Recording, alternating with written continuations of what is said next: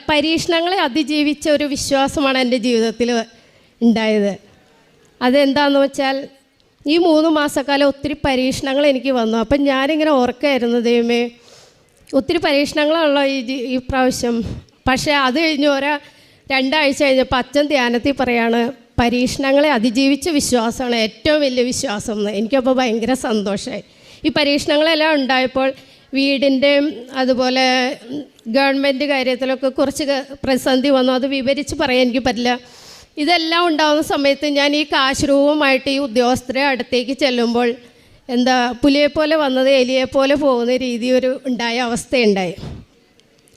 അതാണ് എനിക്ക് ഏറ്റവും ഒരു അത്ഭുതമായിട്ട് എനിക്ക് തോന്നിയത്. പിന്നെ ഞങ്ങളുടെ കുടുംബത്തിലെല്ലാവർക്കും സ്ട്രോക്ക് അറ്റാക്കൊക്കെ വന്നു.